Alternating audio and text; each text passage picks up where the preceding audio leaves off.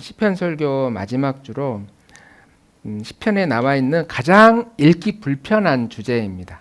오늘 읽은 본문은 시편에서 가장 많은 분량의 내용을 담고 있다고 하는 저주에 대한 내용이에요. 저주 시편이라고 하는데 이런 시편을 읽거나 묵상하는 것은 굉장히 어렵습니다. 왜냐하면 누군가를 저주한다는 것은 예수님의 가르침과 정반대되는 경향이거든요.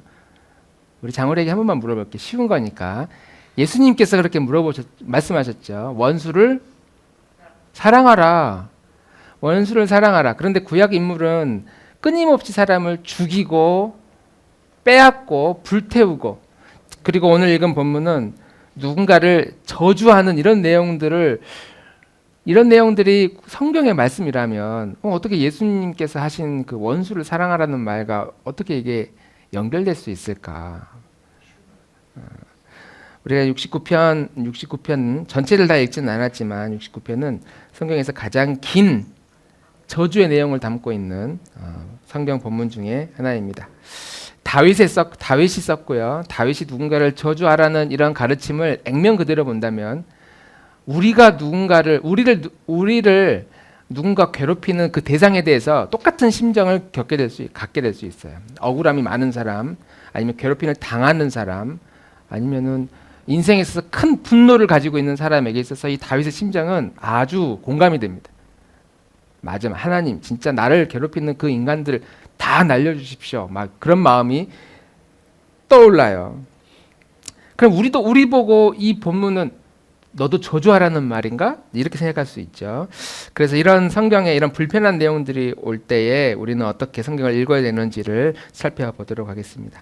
자, 문제를 한번 내볼게요. 이 문제는 천국에 들어가기 위해서 필요한 수학 능력 시험 언어 영역에 해당되는 내용입니다.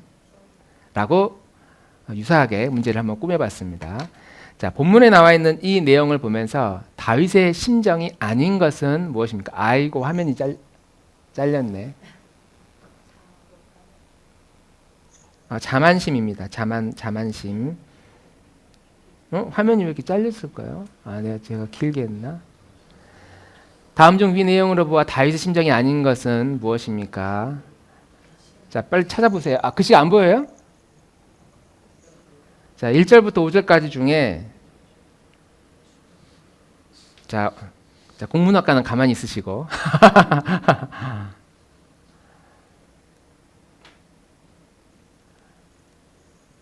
민수야, 많이 보던 유형이지? 야, 이거 언어 영역 이런 거 나오잖아. 많이 보던 유형일 겁니다. 자, 우리 찾아냈어요? 글씨가 안 보여요. 뒤에보다 앞에가 훨씬 잘 보이는데 왜 안 보여요?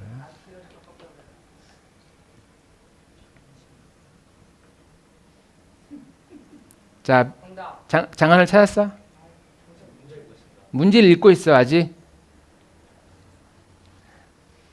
자, 속으로만 알고 있어요. 자만심입니다. 자만심. 자만함. 저 왜 잘렸을까요?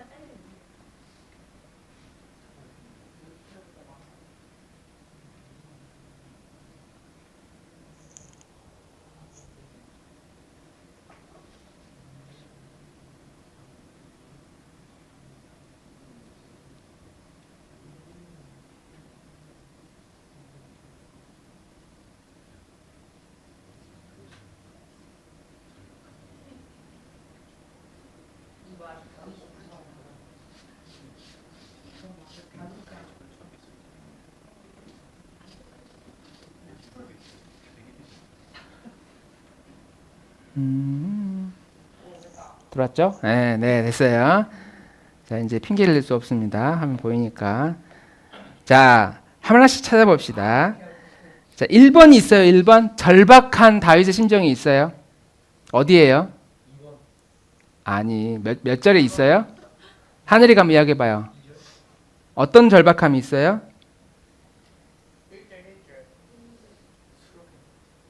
자, 장하늘? 장하늘? 패스하세요, 패스. 수렁에 빠지면서 물에 들어가서 물이 나는 넘쳤어요. 그러니까 절박한 상태가 지금 어떤 거예요? 1절부터 5절까지. 두리뭉실하면 안 돼요. 자, 언어 선생님이 항상 말하죠. 두리뭉실 다 찾지 말라고. 절박한 상태가 있잖아요. 1번. 물이 내 영혼까지 들어가. 맞아요. 물속에 빠져서 막 죽기 직전이 절박해요. 1번이겠네. 1절이겠네요. 자, 2번 한번 봅시다. 민수 한번 찾아봐요. 억울함도 있어요?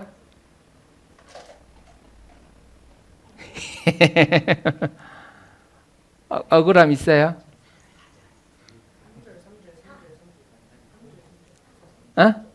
어떤 내용? 4번이에요. 절로예요. 저 성경은 절. 자, 어떤 내용이에요? 왜 억울해요?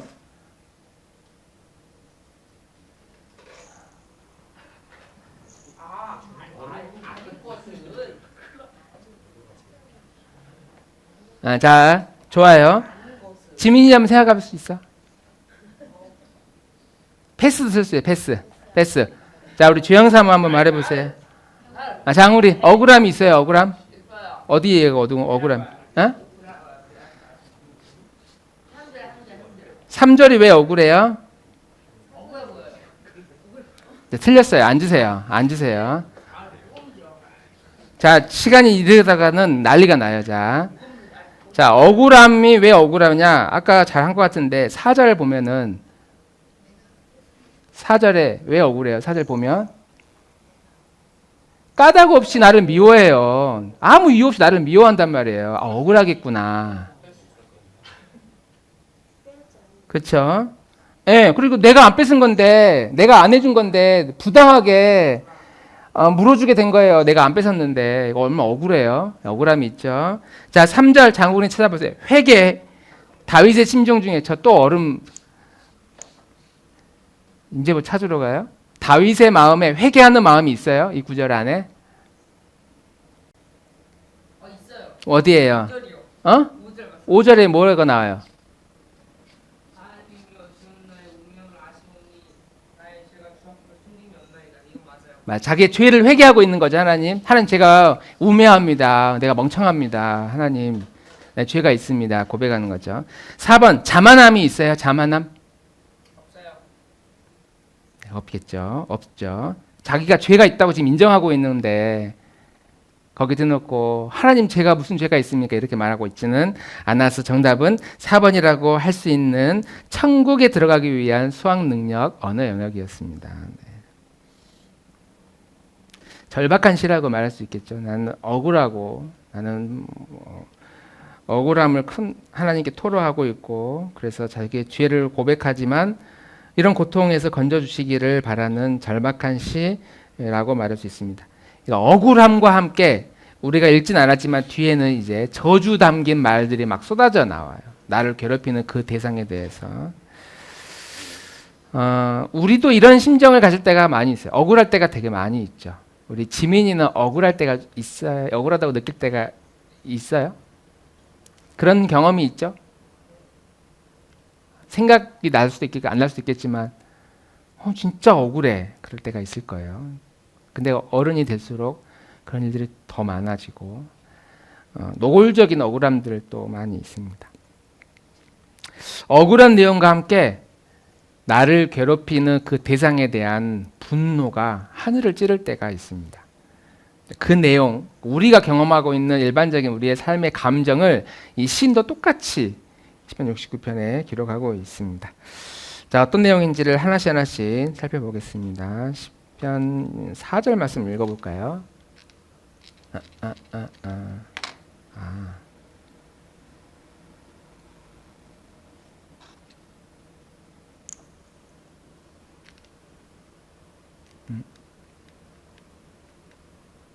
사절 한번 읽어볼게요. 빨간색이죠? 시작. 없이 나를 미워하는 자가 나의 머리털보다 많고 부당하게 나의 원수가 되어 나를 두드려 하는 자가 많았으니 내가 빼앗지 아니한 것도 보여주게 되었나이다. 네. 자, 나를 미워하는 사람이 있는데 이유가 없어요. 이유가 없이 나를 미워해요. 그러니까 괴롭히는 사람의 입장에서 하나같이 하는 말이 뭐냐면, 여러분 또래에서도 누군가를 괴롭히는 친구들이 하는 말이, 인터뷰해보면 장난이었어요. 그래요. 장난이었어요. 그냥 이렇게까지 그 친구가 누군가가 싫어할지를 몰랐어요. 그런 말들을 많이 해요. 이유가 없이 그냥 상대방이 불편해하는 말과 행동들을 막 한단 말이에요. 심지어 상대방이 그것 때문에 목숨을 끊는 경우도 많이 있죠. 우리나라 청소년 자살률이 세계적으로 손가락 안에 드는 나라인데, 그것 때문에 상대방이 목숨을 끊을 정도가 그 정도로 괴로워하는데도 사람들은 장난이었어요라고 말한대. 그냥 이유가 없어요. 상대방이 진짜 괴롭힘 당할 만한 어떤 나쁜 XX여서 괴롭힌 게 아니란 말이죠. 쟤는 맨날 친구들을 속이고 친구들 돈을 빼서 그래? 내가 너를 괴롭혀 주겠다. 그런 사람들이 없어요. 그런 사람을 그러면 괴롭히질 않아요. 힘이 없고 작아 보이는 사람들은 장난으로 괴롭힙니다. 아무 까닭 없이. 다윗이 지금 그런 공격을 받고 있는 겁니다. 그런 상황을 다윗은 이제 어떻게 해석을 했느냐? 9절 한번. 아이고. 9절을 제가 한번 읽어보겠습니다. 주의 집을 위하는 열성이 나를 삼키고 주를 비방하는 비방이 내게 미쳤나이다. 이렇게 말하는데, 주님을 비방하는 그 비방이 나에게 왔고, 주의 집, 성전이죠. 하나님의 성전을 위한 열심이 나를 괴롭히고 있다. 그러니까 이 말은 뭐냐면, 내가 주님을 위해서 열심히 살다 보니까 사람들이 나를 미워합니다. 사람들이 하나님을 향한 그 비방이 지금 나에게 쏟아지고 있습니다. 그렇게 말하고 있는 거죠. 이런 상황에서 다윗은 주님을 대신해서 이 비난을 기쁘게 감사하게 받습니다. 14절에서 18절 어떤 다윗의 심정인지 다시 한번 읽어보겠습니다. 같이 읽을게요. 시작. 나를 수렁에서 건지사 빠지지 말게 하시고 나를 미워하는 자에게서와 깊은 물에서 건지소서. 큰 물이 나를 휩쓸거나 깊음이 나를 삼키지 못하게 하시며 웅덩이가 내 위에 덮쳐 그것에 입을 닫지 못하게 하소서. 여호와여, 주의 인자하심이 선하시오니 내게 응답하시며 주의 많은 긍휼에 따라 내게로 돌이키소서. 주의 얼굴을 주의 종에게서 숨기지 마소서. 내가 환난 중에 있사오니 속히 내게 응답하소서. 내 영혼이 가까이 하사 구원하시며 내 원수로 말미암아 나를 속량하소서. 전체적인 맥락은 나를 이 고통스러운 상황에서 건져주십시오 하는 내용을 담고 있습니다. 날 건져주십시오.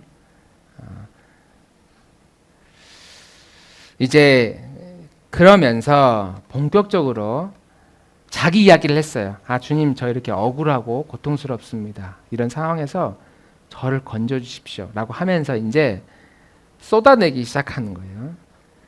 22절에서 25절. 자기를 괴롭히는 저 원수들 하나님은 어떻게 합니까? 같이 한번 읽어봅시다. 자, 큰 소리로 읽겠습니다. 시작. 그들 앞에 차려놓은 잔치상이 부르려 그들이 누리는 평화가 도리어 그들이 빠져드는 함정이 되게 해주시오. 그들의 눈이 어두워져서 못 보게 해주시며 그들의 등이 영원히 굳게 해주십시오. 주님의 분노를 그들에게 쏟으시고 주님의 불붙는 진노를 그들에게 쏟아 부어 주십시오. 그들의 원천을 폐허하게 하시며 그들의 천막에는 아무도 살지 못하게 해 주십시오. 네. 이런 사람이 있어요. 장우리는 이런 정도로 불편한 생각, 친구나 그런 사람들이 있어요. 네. 누구가 있어요? 이름을 말하지는 않고 언제적 어떤 이유 때문에 미워하게 됐어요? 수학교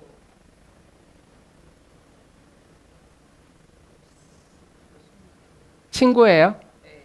이제 아니에요. 친구는 이제는 아닌데 이제 또 아니에요. 그러니까 또래예요? 네. 그 수학교 5학년 때 어. 애인데 진짜 재수가 되게 아, 그런 친구들 있죠. 말해도 아주 기분 나쁘게 하는. 자, 인사를 하는데 기분이 나빠요. 자, 그 친구가 장난을 치다가 내 옆에서 나한테 장난을 치서 나를 괴롭히다가 뒤돌아서 걸어갔는데 갑자기 돌에 걸려서 딱 넘어졌어요. 기분이 어떨까요? 쌤통이다. 쌤통이다. 화장실 갔는데 갑자기 화장실이 없다고 전화가 왔어요. 야, 우리야 화장실 좀 갖다 줘. 싫어. 툭 끊어버리고. 오, 쌤통이겠죠. 그러면서 막 야, 누가 어쩌고 나를 불편하게 하는 누군가가 지금 그런 상황을 만드는 거예요. 저들이 잔치를 벌이고 있대요. 지금 그 잔치 먹고 다 식중독 걸리게 해주십시오. 지금 그런 거거든요. 다 체하게 해주십시오. 그 차려놓은 잔치상이 도리어 그들이 걸려서 넘어질 덫이 되게 해주십시오. 쌤통이다 이렇게 하는 거예요. 앞을 보지 못하게 하고 23절에 그들의 눈이 어두워져서 앞을 못 보게 하고 하나님의 진노가 넘치게 하고 저들의 집이 다 불타게 하시고 아주 통쾌하게 저주 한 바가지를 쏟아버리는 모습입니다. 이번에 홍수가 나서 수해 피해로 많은 사람들이 재난을 당하고 자동차가 물에 잠기고 집에 물이 잠기고 축사가 다 물에 차서 동물들을 이끌어 갈 수가 피할 수가 없어가지고 그냥 다 풀어줬다고 그래요. 그래서 그 물난리에 소들이 그냥 다 헤엄치고 돌아다니고 있어요. 돼지도 마찬가지고 물에 둥둥 떠다니고 있고 운이 좋은 동물들은 어떤 집에 지붕 위에 올라가 가지고 건져주기를 기다리고 있는 사진도 봤고 안타깝죠. 그런 사람들 보면 야, 저 사람들은 하루 사이에 재산이 다 사라졌으니 집이 다 사라졌으니 그렇다고 집을 누가 주는 것도 아니고 재산을 똑같이 만들어주는 것도 아니고 얼마나 고통스러워요. 우리가 만약 그런 상황이었다면 굉장히 고통스러울 거예요. 오늘 집에 갔는데 예배드리고 집에 갔는데 우리 지민이 집이 불이 나가지고 더 이상 그 집에 살 수가 없어요. 그래서 급하게 어딘가 가야 돼. 근데 갈 곳이 없어. 그러면 나라에서 정해준 체육관 텐트 쳐준 뭐 TV에 나오는 그런 데 가서 며칠 동안 살아야 돼요. 우리도 마찬가지고 그래야 돼요. 얼마나 안타깝습니까? 여기 교회 공동체 중에 누군가가 그런 어려움을 당하면 마음이 슬플 겁니다. 그런데 우리를 괴롭히거나 아니면 TV에 나와 있는 아주 악한 사람들이 집에 불이 났대요. 교통사고가 나서 병원에 입원했대요. 이 사회를 어지럽힌 누군가가 큰 암에 걸려가지고 시한부 인생 선고를 받았대요. 그러면 누구도 안타까워하지 않아요. 잘됐다 그놈. 벌 받았네. 이렇게 생각한다는 말이죠. 원수들이 지금 고난을 당하도록 지금 다윗은 빌고 있는 겁니다. 진노와 그 저주를 붓는 거예요. 그리고 나서 이제 하나님 저를 도와주십시오. 전 너무 슬픕니다. 이렇게 말해놓고도 다윗은 이제 그런 마음을 해요. 하나님 전 너무 슬픕니다. 저를 구원해 주십시오. 전 여전히 주님을 찬양하겠습니다. 이런 내용으로 시편 69편은 이제 마무리가 됩니다. 정리를 해보자면 하나님 저는 완벽한 사람은 아니지만 그래도 의인의 편입니다. 의로운 자의 자리에 전 서려고 합니다. 근데 저를 까닭없이 괴롭히는 저들이 있어요. 저를 죽이려고 하는 이웃들이 있습니다. 하나님 저 원수들을 그냥 두지 마시고 좀 날려주십시오. 그냥 한 방에 다 처리해 주십시오. 벌받도록 해주십시오. 이런 내용을 시편 69편에 담고 있고 시편의 내용 가운데는 이런 식의 내용들이 굉장히 많이 있어요. 저주를 담고 있는 내용들이 많이 있습니다. 그리고 우리는 이런 시를 읽으면서 어떻게 읽어야 될 것인가에 대한 방법을 우리는 알아야 된다는 겁니다. 자, 이렇게 다 세 가지 정도로 생각해 볼 수 있습니다. 첫 번째는 다윗이 지금 하는 이 진노를 다윗 개인의 말이라고 하지 않고 다윗은 성령님의 감동하심으로 하나님의 마음을 대변하고 있다. 이렇게 생각을 하고 이 본문을 읽어야 돼요. 하나님의 마음을 대변하고 있다. 하나님이라면 지금 이런 심정이겠구나. 회개하지 않는 사람들을 다 심판할 것이다. 하나님은 회개하지 않는 자는 다 심판합니다. 그리고 그 심판은 반드시 있을 것이고 그날이 되면 모든 사람들은 역시 하나님이 옳았다 이렇게 인정하는 날이 분명히 올 것이라는 것을 다윗의 심정을 통해서 우리는 알 수 있습니다. 근데 우리가 오해하는 게 있어요. 마지막 날 착각하는 게 있어요. 우린 지금 교회를 다니고 있는 기독교인으로서 우리가 쉽게 오해할 수 있는 부분이에요. 마지막 날이 돼서 모든 것들을 하나님이 심판하려고 하는 그 순간에 야야 그것 봐. 교회를 다니지 않는 친구들에게 우리가 할 말이에요. 교회를 다니지 않고 죄를 막 지으며 마음대로 자유롭게 살았던 그 사람들에게 우리가 할 수 있는 말이에요. 야 그것 봐. 내 말이 맞았지. 내가 교회 다닌다고 내가 하나님의 심판이 있다고 내가 말했지. 기독교의 진리가 사실이라고 내가 말했는데 너 이제 어떻게 할 거냐. 나는 교회를 다녔는데 그래서 나는 구원을 받았는데 너 이제 어떻게 할 거냐. 라고 착각을 한다는 거예요. 우리가 교회를 다니지 않고 믿음이 없는 사람들을 향해서 우리가 그러한 우리의 감정을 드러냈는데 그것이 잘못됐다라고 하는 거죠. 그때 우리가 해야 되는 그 고백은 그게 아니야. 야 그것 봐. 내 말 맞았지? 기독교의 가르침이 이러이러하다고 내가 말했지라고 하는 것이 아니라 그것 봐. 하나님이 맞았지? 하나님의 말씀이 옳지? 하나님께서 하시겠다고 하는 그 진리가 하나님의 정의가 옳았다는 것을 우리는 이야기를 해야 되는 거예요. 그 순간이 되면 지금 우리가 이렇게 교회에 다니고 있는 조금 의롭다고 생각할 수 있잖아요. 장우리도 그렇게 생각해요? 다른 친구들보다 우리는 교회 다니니까 조금 착하잖아요. 그렇죠? 맞아요. 여기 있는 사람들은 그나마 교회를 다니지 않는 신앙이 없는 진리를 모르고 양심의 가책을 막 누리며 살아가는 그런 사람들에 비하면 그나마 선함이 있습니다. 그렇다 보니까 마지막 날에 지금 우리가 아무리 가서 야, 너 교회 다녀야 돼. 너 예수 믿어야 돼. 구원 받아야 돼. 엄마, 아빠, 우리 주변에 있는 사람들에게 기독교 신앙을 뭔가 말하려고 할 때 야, 나는 너나 교회 다녀. 나는 싫어. 이렇게 말하는 사람들을 향해 뭔가 말하고 싶은데 우리는 말을 잘 못한단 말이에요. 근데 마지막 날 그것 봐. 내가 다니라고 했잖아. 우리는 그런단 말이죠. 그게 통하지 않는다. 그렇게 해서는 안 된다. 마지막 날이 돼서 하나님이 옳았다라는 사실을 우리는 이야기하지 내 말이 옳았다고 말하는 것은 옳지 않다는 것이죠.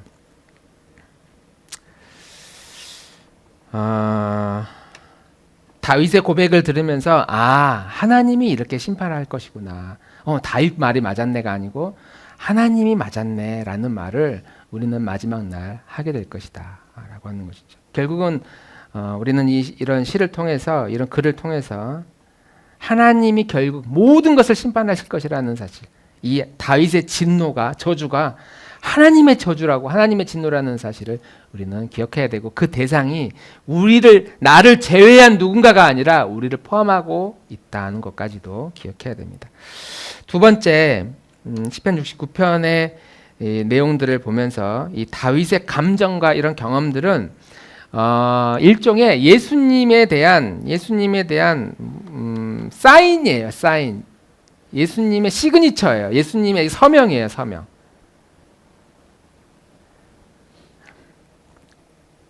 다윗이 불편한 감정을 딱 느끼는 그 감정은 예수님이 느끼고 있는 감정이고, 다윗의 저주는 예수님이 지금 퍼붓고 있는 저주고, 다윗의 행동은 예수님의 행동이고, 다윗의 기도는 예수님의 기도를 상징하고 있다는 거예요. 상징. 다윗이 지금 잘못한 것이 없는데 내가 잘못한 게 없는데도 고통을 받잖아요. 비방을 받고. 딱 누구의 모습과 같죠? 우리 민수. 다윗이 지금 억울함을 당하고 있는데 그래서 억울함을 토로하고 있는 그 모습이 십자가에 달리신 누구의 모습과 같죠?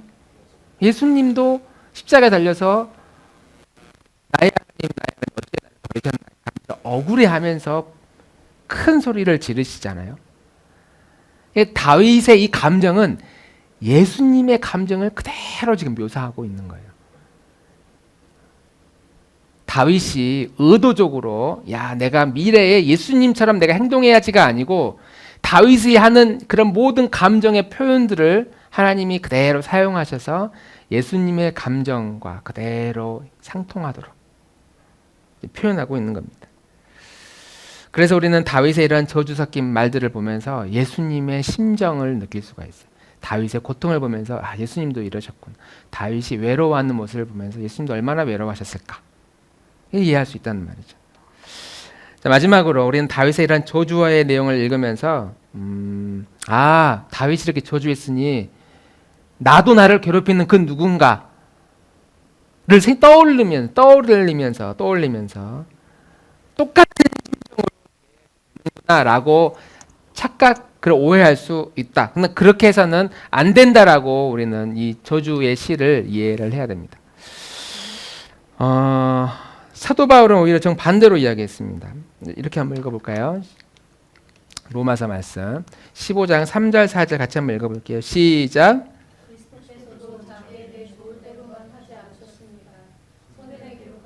주님을 비방하는 자들의 비방이 내게 떨어졌다 한 것과 같습니다.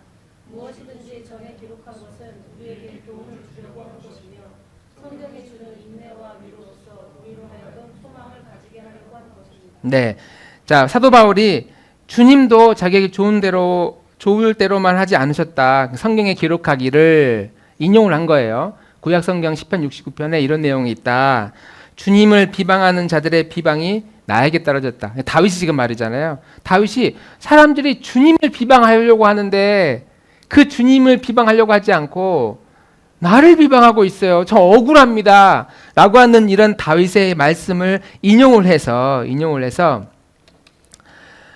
억울하지만 예수님께서 그것을 견디고 참고 인내하셨다. 다윗도 그러했다.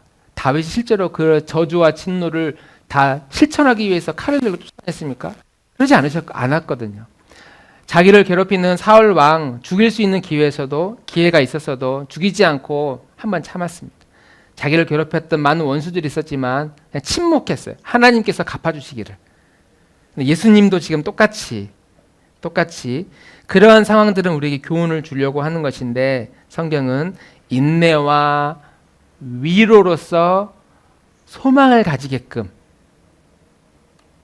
하려고 했다. 다시 말하면 온 우주에 존재하는 죄들이 있습니다. 그리고 그 죄를 가지고 우리를 괴롭히는 죄인들이 있어요.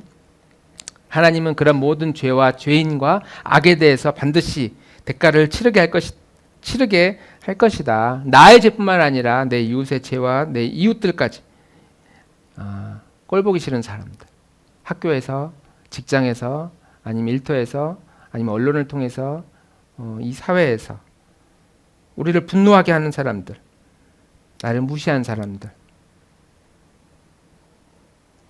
나를 짜증나게 하는 모든 것들에 대해서 그건 하나님이 심판하실 것이다. 하나님 반드시 심판하실 것이다. 그리고 우리에게 이렇게 요구하는 거예요. 그건 내가 반드시 심판할 것이다. 너는 인내해야 돼. 상황을 참고 인내해야 돼. 세상에 대한 심판의 몫은 나의 것이 아니라 하나님의 것이야. 하나님은 그것을 반드시 심판하실 것인데 그럼 너는 이 상황을 인내하고 견뎌야 해. 그리고 소망을 가져야 해. 그래서 예수님께서 원수를 사랑하라고 하는 말이 이제 이렇게 이해가 되는 거예요. 원수를 사랑해라. 왜? 그 원수는 내가 갚아줄 것이니까. 원수를 긍휼히 여겨. 왜? 그 원수는 내가 반드시 심판할 것이니까. 나를 괴롭히고 이 사회를 어지럽히고 우리 공동체를 깨트리려고 하는 이 세상의 모든 악에 대해서 하나님 반드시 심판할 것이니까 그 악을 보면서 우리는 긍휼히 여기는 마음으로 인내해야 된다. 원수를 사랑하려고 애쓰라. 그럼 너희의 상이 클 것이다. 그래서 우리는 견딜 수 없는 문제들을 만날 때마다 나의 심정과 나의 감정이 누구와 연결되어져야만 이것을 해결할 수 있냐면 예수님도 똑같이 이런 감정과 어려움을 겪으셨겠구나. 나의 감정과 예수님을 끊임없이 이어가려고 하는 애씀과 노력이 우리에게 필요해. 그것만이 이 문제를 해결할 수 있다는 말이죠. 반복되는 끊임없는 실수와 잘못과 죄악이 우리 안에 넘치고 내 옆에 사람에게 넘쳐도 이거 어떻게 해결해야 되느냐. 해결이 안 돼요. 온갖 솔루션을 통해서도 해결이 안 돼요. 이것을 내 감정과 예수님의 감정으로 이렇게 연결하려고 하는 이런 노력이 사라지면, 끊어져 버리면 우리의 어떤 노력과 시도도 결심도 다시 도루묵이 돼요. 원래의 자리로 돌아갑니다. 그래서 우리는 이 시편의 말씀을 묵상하면서 끊임없이 예수님을 연결해가지고 예수님이 이런 마음이셨겠구나, 예수님이 이런 느낌이셨겠구나, 이런 고통이셨겠구나 이어가려고 하는 그런 묵상이 우리에게 일어나야 우리에게 참을 수 없는 분노가 일어나도 인내하게 되고 견디게 되고 내 감정을 통제할 수 있게 된다. 그리고 소망을 품고 살아가는 결단을 할 수 있게 된다는 것입니다. 자, 어떤 사람이 구원을 받을까요? 어떤 사람이 구원을 받을까요? 성경은 이런 사람이 구원을 받는다고 말합니다. 구원을 필요로 하는 사람만이 구원을 받아요.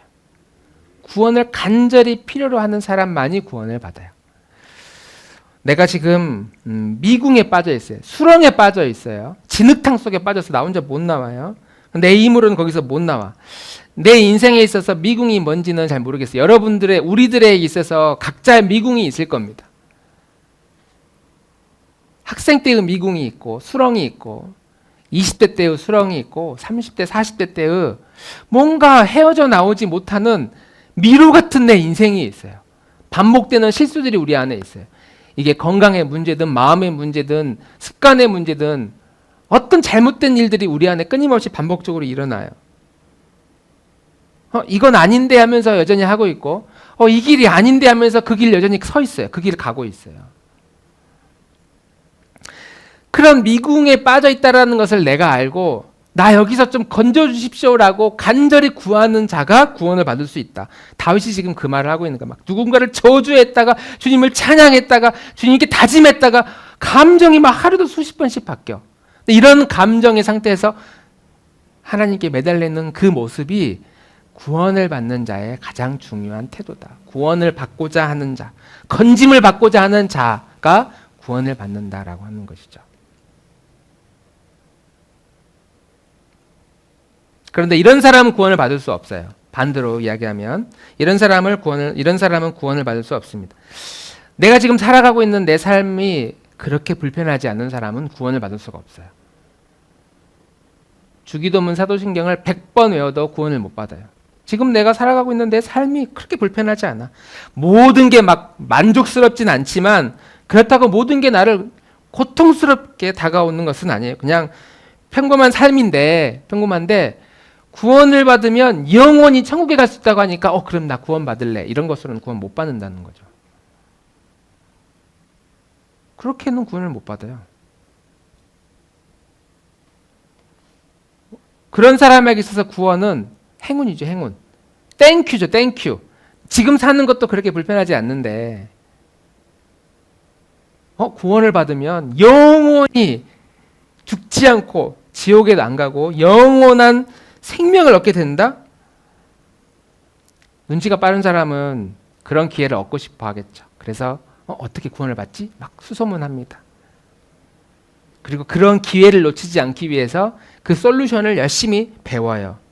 지금도 막 그렇게 불편하지 않는데 지금 내가 만약 나락에 떨어지고 고통스러운 삶에 빠져 상상하기 싫거든.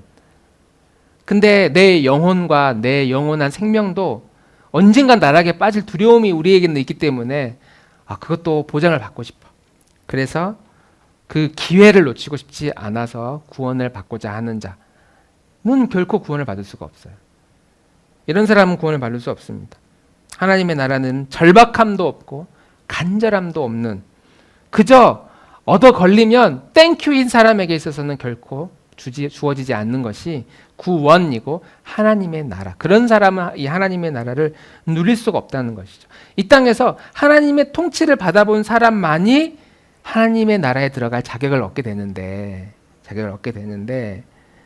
그런 하나님의 통치, 하나님이 나를 다스릴 때에 어떤 방식으로 다스리는지에 대한 아무런 인식과 고통과 슬픔과 좌절을 겪지 않은 채 내가 영원한 하나님의 통치를 받는다? 불가능한 이야기라는 거죠. 누구든지 주 예수를 믿으라 그리하면 너와 내 집이 구원을 얻으리라 라는 단순한 명제 하나만으로 구원이 우리에게 뚝 떨어지는 것은 아니다 라고 하는 사실입니다.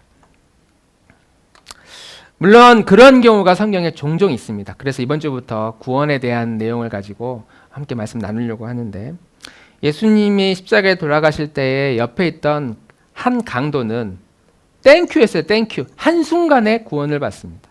한순간에.